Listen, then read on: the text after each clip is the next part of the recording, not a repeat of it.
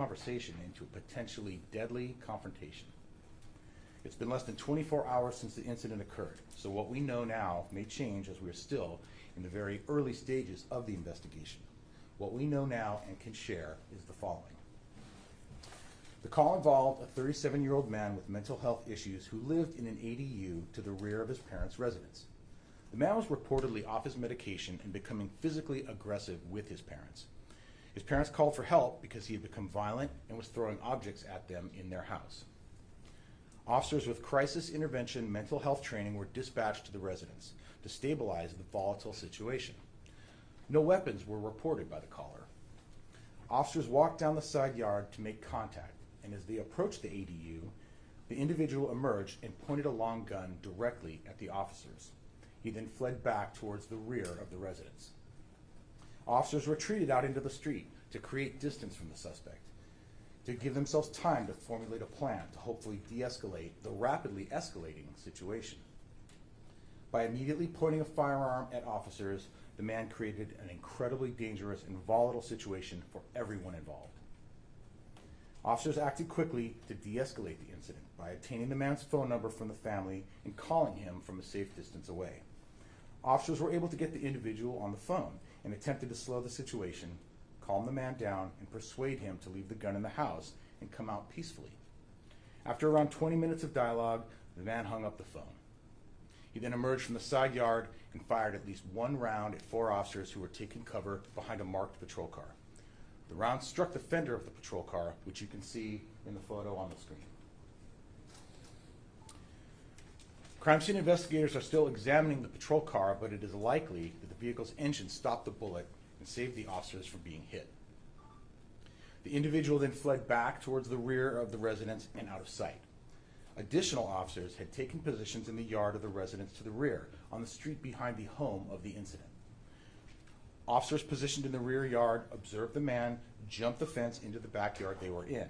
They could see he was now armed with a shotgun and a rifle. The man landed in an elevated area of the yard. An exchange of gunfire then occurred between the man and one officer who was positioned with additional officers in that yard. The man ended up on the ground in an elevated position from the officers above a raised planted area, making it difficult to see if he was still holding either of the guns. His partially concealed location created a challenge for accessing the man to check on his condition and approach him safely. When officers were able to approach him, they observed at least one gunshot wound and pronounced the man deceased at the scene. During the gunfire exchange, the man was struck by at least one of the officer's rounds.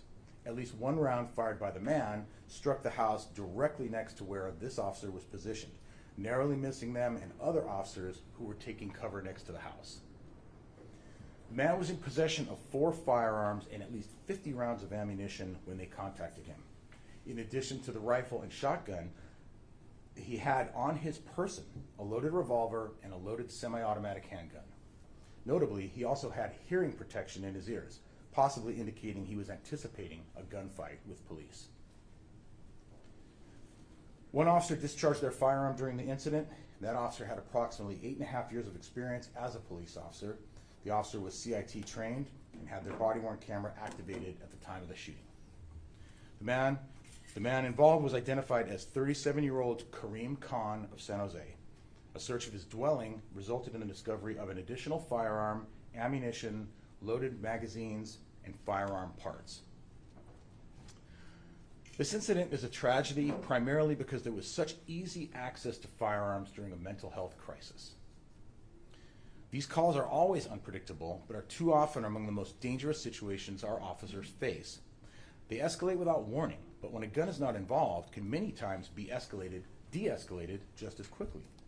With guns so often available in our community, there is always the possibility of the danger they pose, as they are potentially always lurking beneath the surface of seemingly routine mediations of disputes, disturbances, or low-level crimes. My heart goes out to the family who lost a loved one yesterday. I'm truly sorry for your loss. Weighing incredibly heavily on me is that last night I came very close to visiting multiple officers' families to deliver tragic news about their loved one. Seeing the bullet holes inches away from where my officers were standing is chilling. I'm extremely grateful no officers were hurt or killed yesterday, and I know that it was a combination of tactics and luck that made that possible. No officer wants this to be the outcome in a situation like this. While no officers were harmed, the officer who defended their life and those of their partners will be affected by this for the rest of their life. As with all San Jose Police Department officer-involved shootings, a thorough investigation is being completed by the department's homicide unit and the Santa Clara County District Attorney's Office. The case is also being monitored by the San Jose Police Department Internal Affairs Unit, the City Attorney's Office, and the Office of the Independent Police Auditor. And with that, I will take any questions. Yes, sir. So you guys weren't told that he was armed in advance when you got the initial call. If families are looking at this and they're being menaced by a family member, and then they look at this result based on what happened, they're like, well, maybe I won't call police. What can you offer them in terms of to call police, but hopefully have a better ending in terms of what they should know, what you should know? Well, we can never guarantee what the outcome of a call like this is going to be, and obviously I'm going to presume that the family did not know he had firearms because they were asked that question specifically and said he did not. So I would assume that they didn't know that. So all they can do really is give us as much information as they have to try to resolve the situation.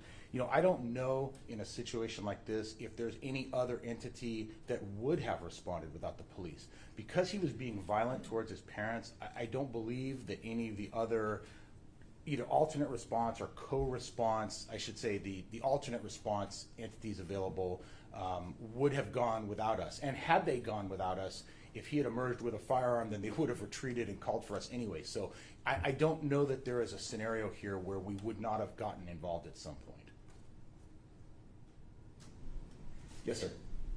So did the man fire at officers twice, once, and then they retreated, and then he hopped the fence and fired again? At least twice. We're still trying to sort out exactly how many times, but he fired at officers who were in the front of his house across the street, and then he fired at the officers who were in the yard to the rear of his house.